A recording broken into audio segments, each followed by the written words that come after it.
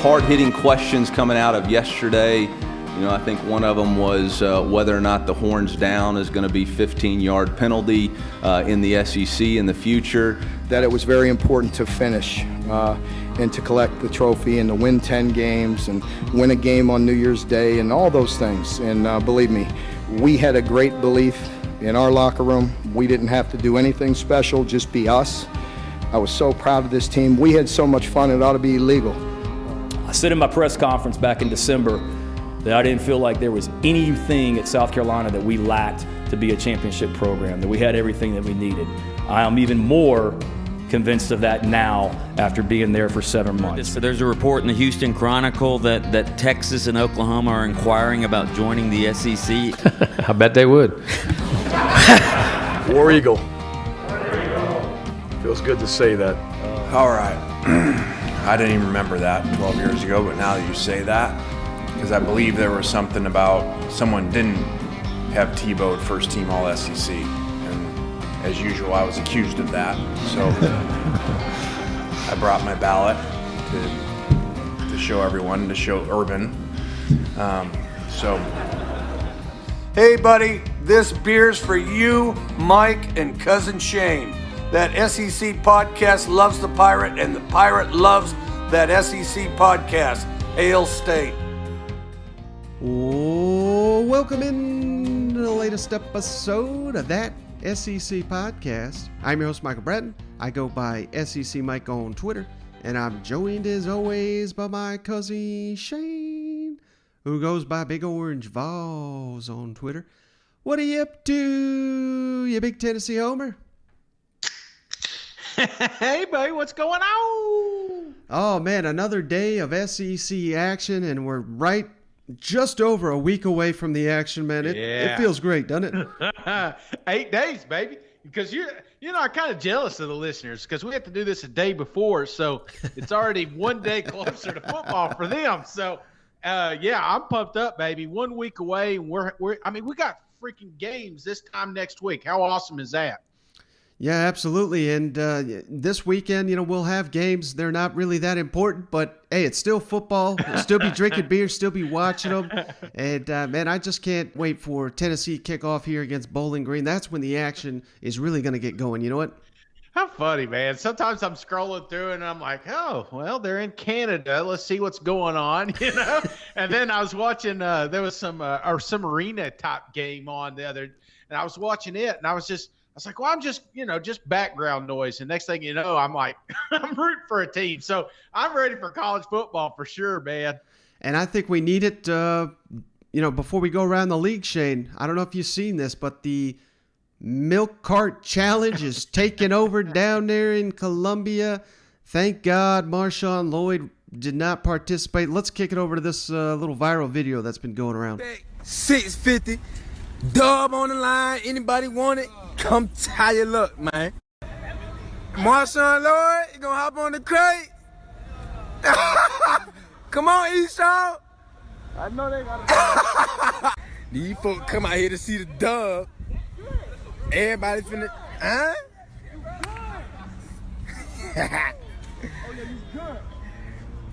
Ooh, boy. Ooh, boy. You good.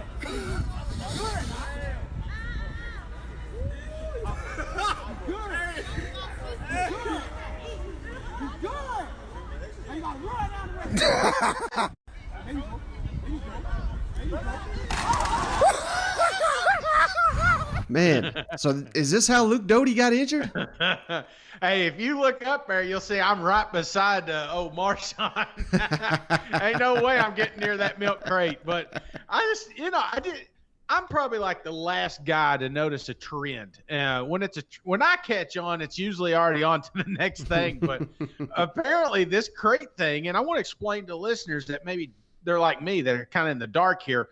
Basically, they take these milk crates and they stack them up. So it'll go one, then it'll to two, to I think I've seen like some stairs, of these like a stairs, right?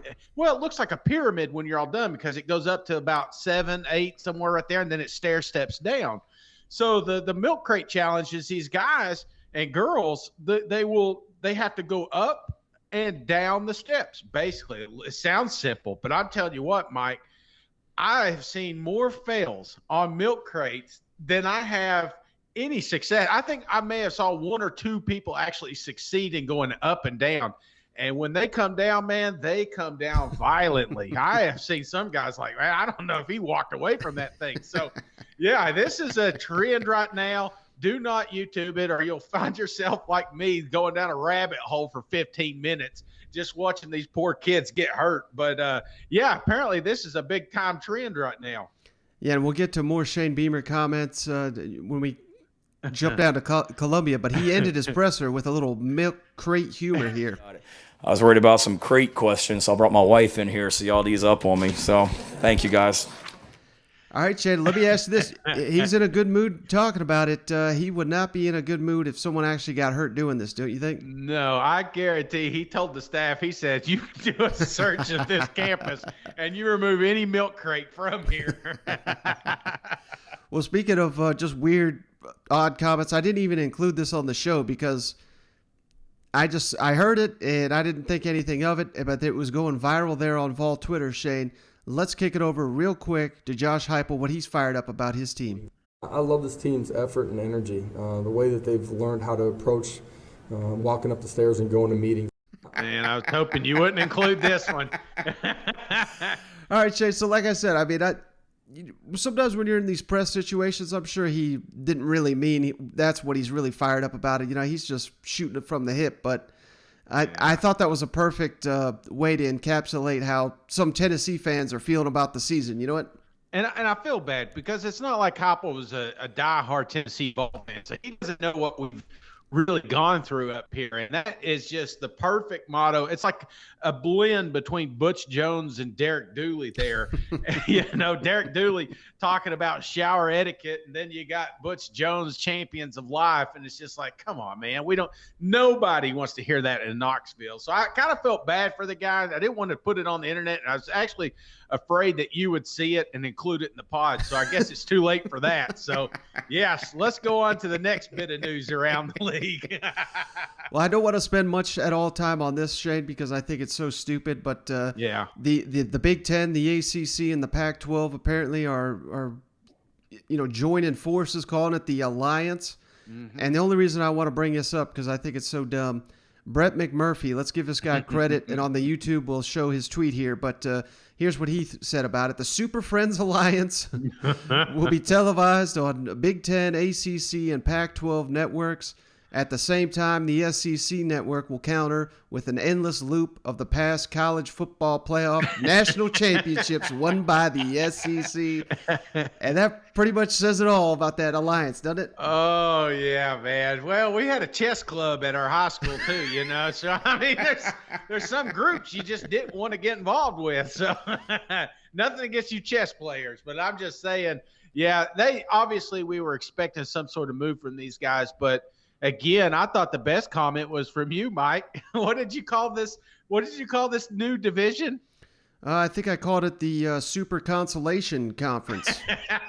Because we all know whoever wins this damn thing, they're just going to get sacrificed to the SEC and the College Football Playoff and National Championship. You know what?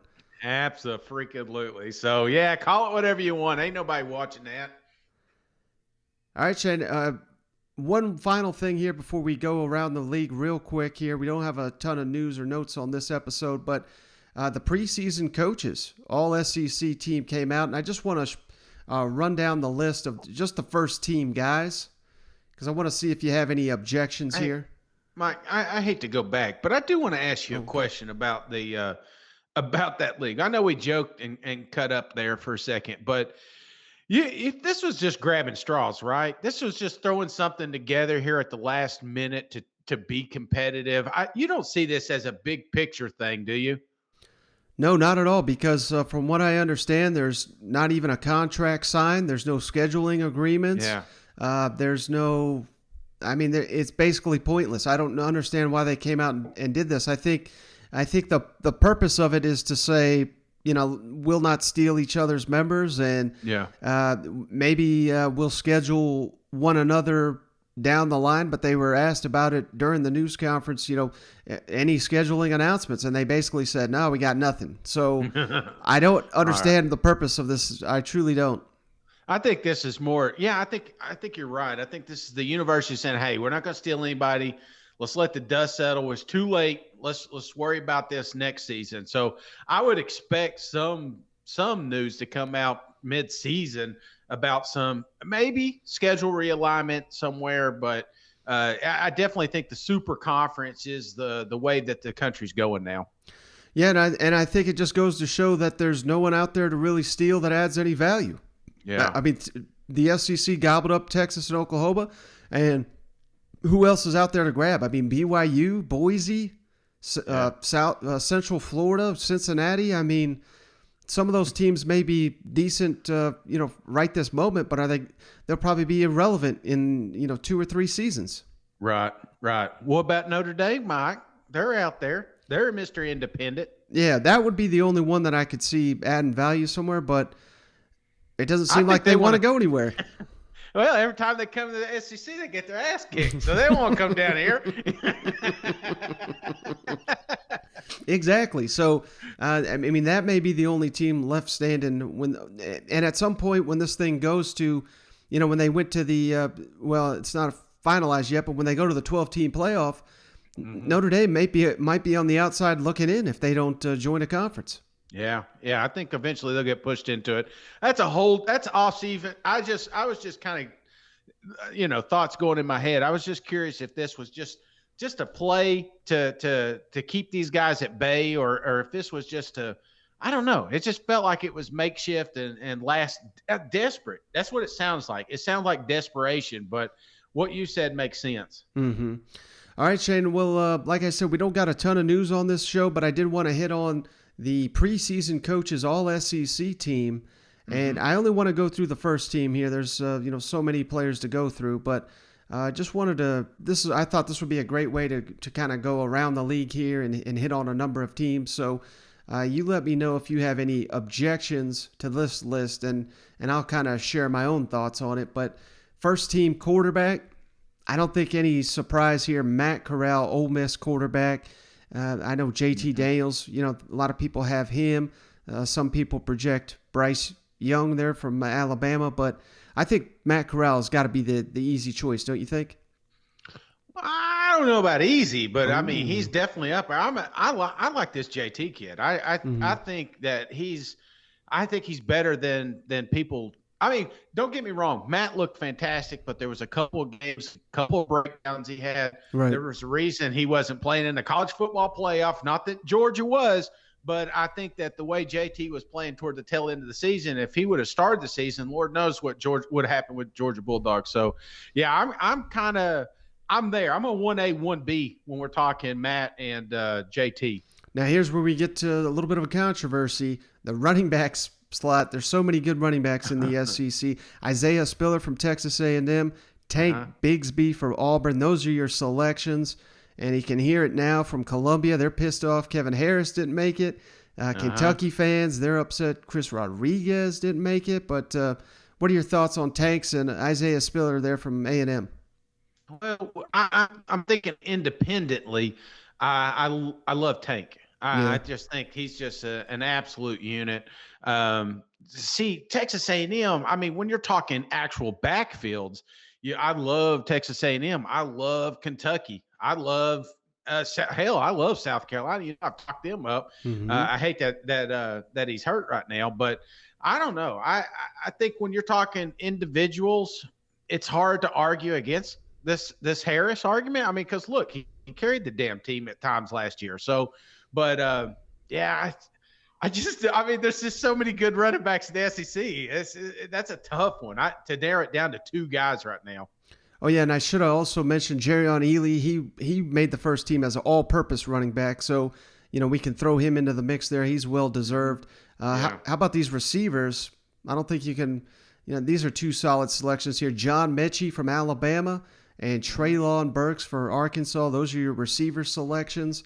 And the coaches voted George Pickens second team, and he may not even play. So I think that gives you an indication of I think how deserving Mechie and Treylon Burks were at the receiver position.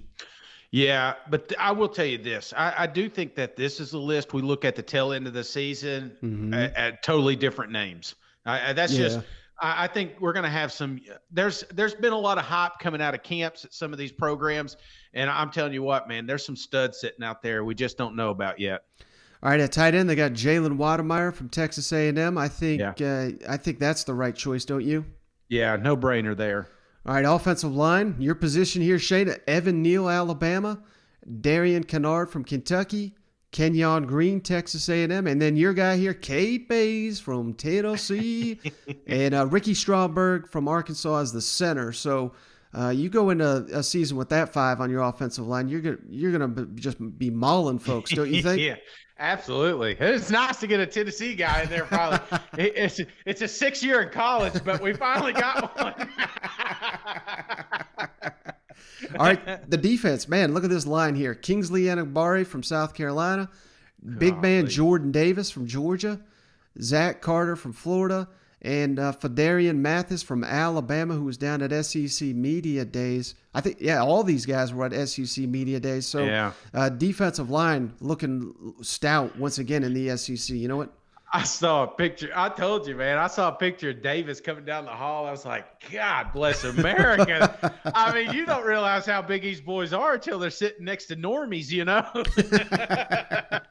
And my only thing with that defensive, I mean, hell, it's so – when you say a guy – I'm not saying any of these guys don't deserve a spot, but I feel like you got to get DeMarvin Leal from Texas A&M on that. He was second team, so he's not far off the cuff there, but – I think you could easily make the case he deserves a spot there. Oh, yeah, I agree with you there. Now, how about the linebackers? Shane Christian Harris from Alabama, Grant Morgan from Arkansas, who's got himself a new house thanks to NIL, and Will Anderson also from Alabama. And how loaded is Alabama, Shane? Second team, Henry To'oTo'o. So it's like, oh, my God, Alabama, according to this list, is got 3 all-SEC linebackers. Golly, no Auburn love? What's going on here, Mike? Well, they do have a second teamer in Zacoby McClain. Yeah. And then I believe they've got a third teamer, Owen Popo, too. But, yeah, I mean, oh, my God, look at the linebackers there in the state of Alabama. You know what? I know, man. That state's loaded. So, again, I think this linebacker list is one of those. There's going to be some guys popping up here at the tail end. But, yeah, strong list. All right, defensive backs quickly. Derek Stingley, no argument there. Khair Elam, Florida, he's outstanding. Yeah. Malachi Moore from Alabama, who was great as a freshman last year. And then Josh Jobe, Alabama again. So, damn, East coaches, I don't know what they're seeing, but they really like Alabama. How about it? Yeah, well, that's just the easy, safe pick, you know? It's like, if I don't want to fall on my face, that's who I'm going to pick. So let me ask you, I think there's a few ball clubs not getting enough love in here. And when I say that, I think of teams like Kentucky. I think of teams like Florida. Is there any of these players that you're kind of surprised isn't on the list? Yeah, one guy in particular, Jalen Catalon from Arkansas. I think he deserves a ton of recognition. I think he should be All-American. How about Smoke Monday from Auburn? Yeah. I mean, he's been outstanding. Damn. Man, and how about Yusuf Corker? Like you said, from Kentucky. Yeah. Lewis Seen, Georgia. I mean, I don't know, man, because we're going down this list. This is all SEC. This might as well be All-American, in my opinion. You know what? Yeah, it's almost like they went off 24/7 and not what they saw on the tape, man. All right, last ones. I know you're going to want to do a deep dive on these, Shane. Kicker and punter, Cade York, LSU, game winner there against Florida in the swamp. And then Jake Camarda from Georgia. He's outstanding, but that's probably all we got to say about kickers and punters. Well, I like it, man, because I'll tell you one thing, man. Old York's going to be on my fantasy football team one day. All right, buddy. So you ready to go around the league? Let's do it. Now let's go around the league. What is 12 personnel? You know, I got to get up. 2 tight ends and 2 wide receivers, or 1? I'm just kidding. I know what 12 personnel is. So, worry about playing Alabama. I can't figure out whether or not the Big Ten and Pac-12 are going to yo-yo around and play football with us or not. I mean, they're playing great. Love it. Love the game. Awesome game. It's unbelievable for our country. It's great for our universities. It's great for our towns when we play. It's great for our young men. I personally think it's the greatest game in the world. So if they elect to play, great. If they don't, that's on them. I got enough crap to worry about with preparing for Alabama and figuring stuff out at Mizzou. So the team is in great spirits. I know there was a lot of doom and gloom. I saw and heard a lot about how the hopes of our season hinged on the results of an MRI, and frankly, that's bullcrap. We've got a hell of a football team, and whether one guy's in or out, we got 117 other guys that are ready to step up no matter who's out. We got Kevin. All right, I'm not a big opening statement guy, and plus you guys are going to ask whatever you want to know anyway. So let's just go ahead and get started. Is there any questions? Young man from Destrehan, Louisiana. Hold on a second. Hey, guys! Hey! I'm having a press conference, okay? Thank you.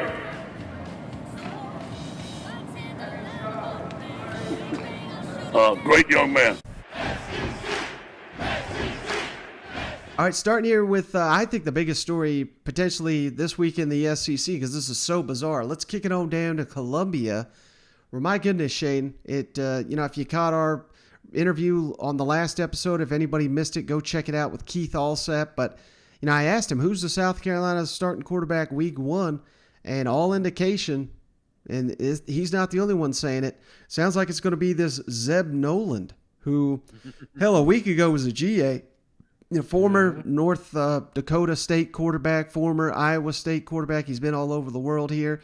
But I don't know. I don't know whether to say, I'm hitting the panic button because that's where we're at with South Carolina. If a GA a week ago is your starting quarterback, or if this is like a stroke of masterful moves here by Shane Beamer to hire a coach that can play quarterback. I don't know. I don't know which one. I don't know. What are your thoughts on this? Yeah, Wally Beamer, he found out this guy has never played quarterback. He was working on this farm when his dad passed away, and he just never got to go to college. He saw he got a golden arm. So, no, this was a bizarre story. This is one we talk about. If he actually plays, could you imagine, Mike? I think he's going to start. That's what I'm saying. I'm trying to think of a success, like a real one that's not cinematic adventure here. The closest I got was the opposite of Lane Kiffin. If you don't remember, Lane just said the hell with playing football. He picked up a clipboard, so it's like the opposite. How many Disney movies are going to be made about this kid if he comes out and he's awesome? You know what? Oh, I know. What's his name? What's his name? The Boston guy. He seems like he's always in those. He did the Eagles movie. Mark Wahlberg? Mark Wahlberg. Yeah, this is right down his dad alley, But, we joke about, hell, maybe this guy's the next Chris Winkie, but... Kurt Warner, just getting another chance at life. So I love it, man. But when you break it down, on the face of it, it just seems so bizarre. But at the same time, Shane, they've got, what do they got? They got a true freshman potentially to play, or they got a guy that they're getting from the FCS ranks, and they didn't play football last year. So, South Carolina just in such a difficult spot here with Luke Doty. Let's hope he can even play. Maybe he'll suit up and it'll all be fine. But I think maybe this is why I'm starting to see some South Carolina fans temper expectations if that's who we got coming out. But, hey, let's give Shane Beamer all the credit in the world, because he was asked about this in length here on Tuesday, and he sounded pretty optimistic about old Zeb Noland. Hey, Shane, have you named a starting quarterback? We have not, David. That didn't take you long. No, we haven't. Couple things on that. Luke just got his cast off on Sunday. I don't think we're not going to name a quarterback until we see what his situation is. He got his cast off on Sunday. He's in a boot right now. I talked to him before practice. He's able to take the boot off and move around a little bit, but when he's out on the field, he's got the boot on. Feels good. We'll keep progressing him along and see where he is. So that's one situation we're still working through. With the other guys that are competing, frankly, Zeb had a Tuesday, Wednesday, Thursday practice last week and a scrimmage, so he's really only been playing quarterback for obviously a week.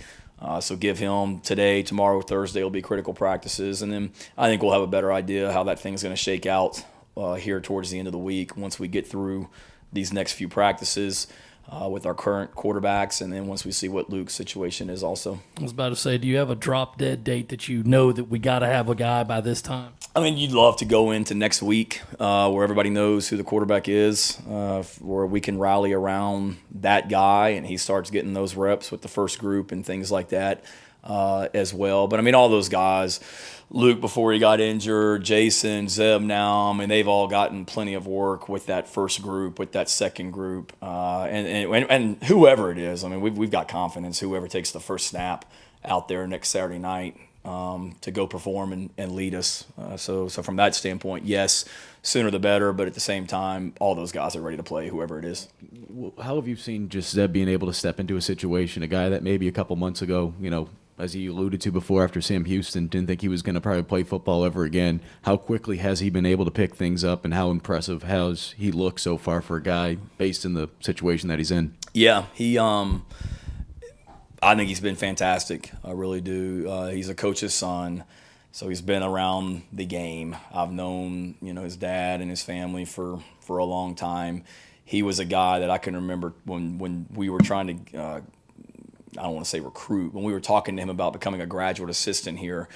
I remember the very first time that Coach Satterfield talked to Zeb on the phone, Sat came to me, he's like, that guy might be the smartest quarterback I've ever talked to in my entire life.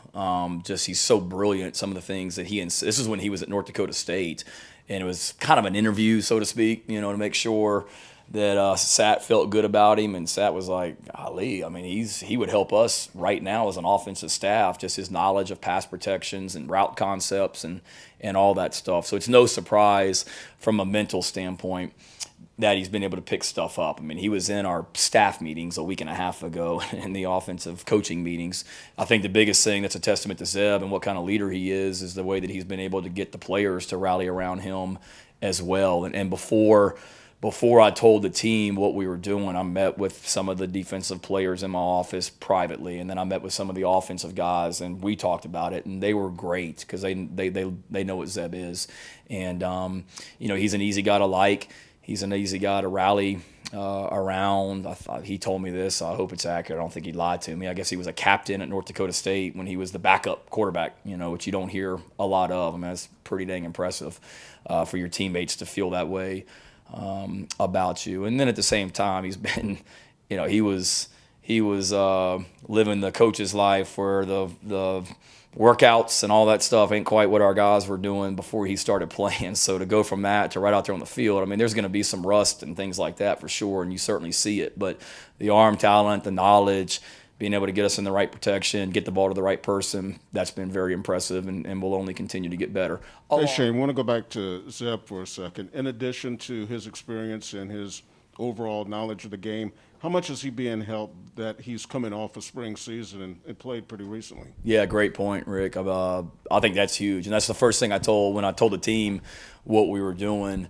I showed some clips of him playing at Iowa State, going up against Kyler Murray, but then we also talked about, I showed some clips of him playing in the spring, that here is Zeb in a playoff game the same time you guys were, I think, playing the Garnet and Black game. I think it was the same weekend that he had a playoff game. So we were practicing against each other. He was playing in a playoff game at the college level. So certainly I think it would be maybe a different story if he had played last fall and then had been sitting around doing nothing since December. We may be having a different conversation right now because I don't know how far along he would be physically. But the fact that it wasn't that long ago that he was playing a game certainly is very helpful and is an advantage to us right now. And we told the team that, and it's true. All right, Shane. So, I mean, Shane Beamer he doesn't sound despondent. I think he did over the weekend with his doom and gloom comments and all that, but maybe this is why he was saying it's not doom and gloom. Maybe because he knew we got us a coach on here who play quarterback, so yeah. I don't know. As weird as it is, he still seems optimistic. Well, you know why, Mike? He looked at that damn schedule, buddy. You got Eastern Illinois, you got Eastern Carolina. Hell, you could have Eastern Berlin on there. They're going to be all right. They just got to be ready by Georgia. So I think that's why he's a little bit optimistic. Is not that his guys guy's going to be ready Monday, or Saturday. But I think he's looking. Hey, by the time we really need Luke, hopefully we can get him on the field. Yeah, and you got to think that's week 2, East Carolina. Hopefully, they're not going to rush him out there, but really you need him by week 3 against Georgia. So for sure, they've got several weeks here before they really need him in the lineup. You know what? Yeah, don't rush this thing. You got a good ball club. You can beat these guys without a quarterback. Seriously, can. I'm not saying that you're not going to have a quarterback, but you just don't need a game changer out there. You just need a guy that won't screw up. And because the last thing you want is to talk about one of these teams beating you. So it's just stick to your fundamentals. I think they're going to be fine. Yeah, and the last injury update here, another very important one. It's it's really unfortunate how many nicks South Carolina's dealing with here, but Kevin Harris is not suited up at all for training camp. So Shane Beamer was asked about that. Let's kick it over to Beamer. Shane, with Kevin, obviously he did what he did last year, but considering he hasn't practiced at all in preseason, is it, kind of not, I don't think panic's the right word, but is it like, okay, maybe now's the time that you want to have an answer of like he's going to be back by this date? Yeah, I mean, we got a pretty good idea of when he, is going to be ready, and we're optimistic that it's next week. And if he's just not able to go next week and he's not 100%, then we surely expect him to be ready for the following week. He was in full uniform today. He's running around. He's doing everything. It's just, he met again last week with the doctors that did the procedure on him last week, and it was a great response, great feedback, and we're continuing to talk to Kevin and his mom and all the medical personnel, and we're not discouraged or anything with where he is right now. We knew when he had the procedure this summer that it would be right around the first game that he'd be ready to go, and that hasn't changed. He's got a great spirit about himself, and we know he's going to be carrying the football for us a lot this year, and a lot starting in September. And whether that's September 4th or September 11th remains to be seen, but he's not far off at all, and there's no concern or panic or anything from our standpoint. I mean, he's doing a lot of running with our strength staff to stay in shape, and obviously I'm not naive. He's got to be able to get out there and get some live action in practice and knock the rust off and things like that, but he's doing as much of that as he can. All right, Shane. So again, maybe just Shane Beamer's just riding that positivity train, but he seems to think Kevin Harris is going to be good to go, and I mean that's fantastic. Let's hope he sees the field and he's 100%. But hey, if nothing else, the head coach is certainly feeling optimistic. It sounds like. Yeah, I mean, there's got to be a little pep. I mean, these kids are excited. They haven't got to play college football in a while, so I just think everybody's got to. I mean, because you're going to listen to that from every camp, just about, and there's a whole bunch of positive vibes coming out. But it's going to be a hell of a year, Mike. So, well, let me ask you this, Shane. Yeah, if you got Marshawn Lloyd, and you got Zakondre White, and you can even kick Bell potentially at running back. Yeah, would you hold back Kevin Harris for Georgia week 3? Hell, without a doubt, Mike. Here's what I'm going to do. I'm going to line Marshawn back there at Wildcat, and we're going to win this damn game without a quarterback. That's what we're going to do. So we don't need Kevin right now. We need Kevin to get healthy. We don't need Luke right now. We need Luke to be healthy, because if you're going to somehow pull off a miracle with Georgia Bulldogs, you're going to have to do it with your studs back in the lineup. So I think that's what it is. Just to be safe. He knows he's playing 2 cupcake teams. He knows that this team can beat him without those guys. Yeah, I think so. All right, Shane, let's kick it on down next to Baton Rouge, where we had some interesting news here on Tuesday, because I did not see this one coming, but LSU has come out and announced that they're going to require, what is it, a negative COVID test or proof of vaccine. They're the only SEC program that's come out to state this, and essentially the rest of them so far have said, no, we're not going to be doing anything of that sort. And I'm wondering if it's because they're seeing all the negativity from some of the fans here. Well, we do a hell of a job staying away from politics and religion. And it seems like this whole vaccine thing has turned political. So we're not going to harp on it too much, but I'm going to tell you right now, I got a guy. If you need, you need a card, I got a guy. No, I put that out on Twitter, and I want to read something, Mike. So LSU puts this thing out there, right? You know, that you gotta, if you're under the age of 12, you've got to have the vaccine proof of it, or you got to have proof that you've had the negative COVID test in the last 72 hours or something like that, you know. Mhm. And I put out there that I got a guy, you know, and what I mean by that is, no, I'm just kidding. Don't turn this into the feds, but seriously, I got a guy. Just DM me. But when I put it out there on Twitter, the funny part, I got to give this guy credit. His name's at Gunner Balls. He says, "What's easier, a Vax card or an ID that says I'm 11 years old?" Oh man, I don't know. You ain't gonna keep them Tiger fans out of that stadium. That place is gonna be packed, buddy.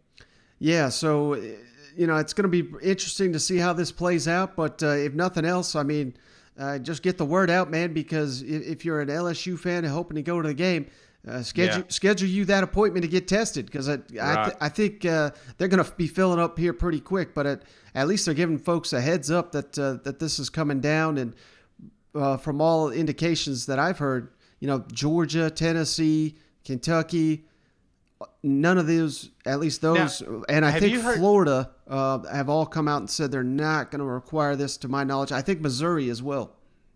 I thought Kentucky did. I thought that was the other one. No, unless they changed it since we hit the record button here. But no, as far as I understand it, they have not done that.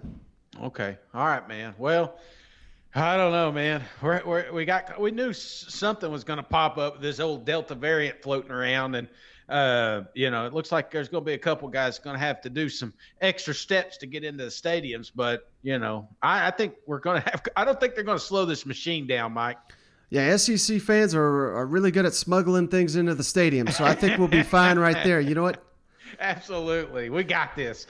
Well, on a brighter note here in Baton Rouge, I really wanted to play these comments here because we had Ed Ingram, offensive lineman for the Tigers. He was asked about the freshman running backs, Corey Kiner and Armani Goodwin, who we keep hearing so much buzz about those guys. And I think more importantly, his second comments here, he was on the team, so I think he's calling himself out a little bit here, but on just the lack of leadership and how things are completely different this year in Baton Rouge.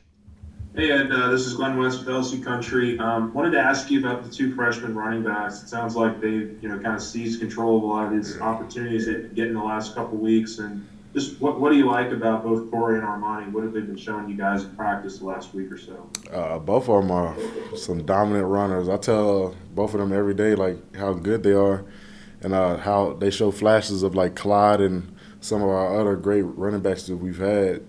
And I'm just happy for both of them. I hope to see good things out of both of them this season. I hope they stay healthy. And, they're going to be some dominant runners for LSU in the future. And, a year ago around this time, you guys were defending champs, and it's a pandemic. There's a lot of stuff going on. Now it's, it's coming off 5-5. How just different is this month of preseason compared? How does it feel in the locker room compared to a year ago? Right now, we're just trying to get back to us, the 2019 us. Last year was a little bump in the road. This year is not going to be the same. We realized what we did wrong. We have no leadership last year.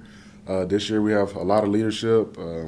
We have a lot of experience on the team. And, ultimately we want to win. We're tired of losing.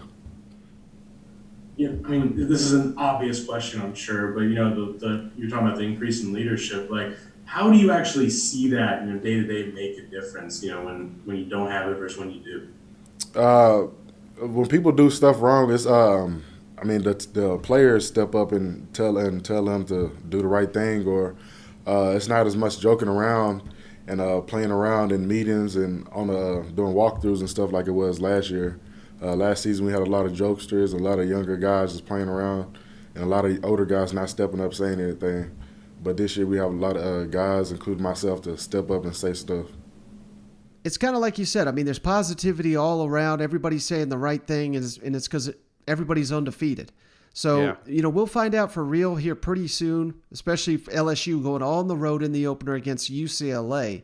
But I just love these comments here. And, if what Ed Ingram here is saying is the truth, it just goes back to what we've been saying the last couple of months where I think LSU is going to be a lot closer to 2019 than they were in 2020 with just so many distractions and so many opt-outs, and the list of negative things that happened in Baton Rouge was just endless last year, and it played out on the field.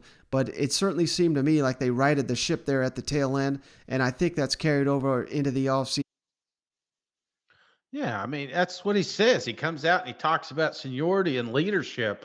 I mean, that's what you want to hear from your locker room. And because those guys, they expected to win last year and it didn't happen like they wanted it to. And I think they ate a little piece of that humble pie. Mm-hmm. And that's why I think LSU's got a new message this season.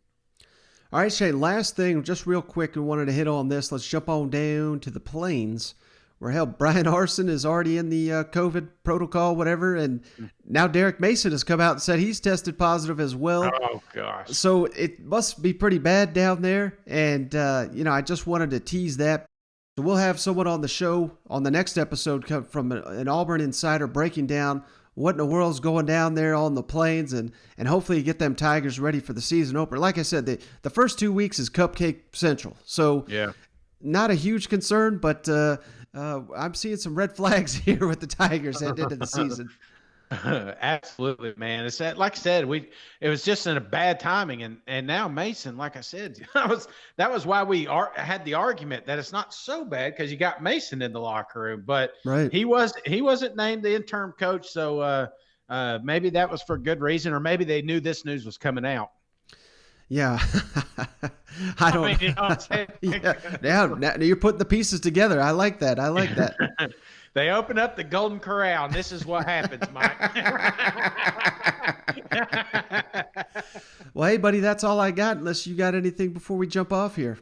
Oh, baby, I'm just pumped up. We got, like I said, we got 8 days. That's a week, man. We got a week. We're gonna have some college football. We're gonna have a little action this weekend. Let me ask you real quick on just not off subject. We talked about them, but LSU, UCLA, is everything a go there? Is it? You've not heard of any restrictions or anything like that right here before the kickoff? I have not, and from my understanding, LSU has already sold 20,000 tickets to Tiger fans. So there's going to be a lot of gold and purple there in the Rose Bowl, and I'm jealous. That's one of my favorite venues. I used to live right down the street, so I cannot recommend that place enough. If you're an LSU fan traveling to that game, that's going to be one hell of a scene. All right, that's the only one, man, because LSU with that message today, I was just afraid something was coming off the track. So as long as we're all good, I'm good. And like I said, a week from now, we're going to have some college football on TV. It's Tennessee and Bowling Green. Most of you don't care, but if you don't have a team, pick them Tennessee Vols, baby. We need all the luck we can get.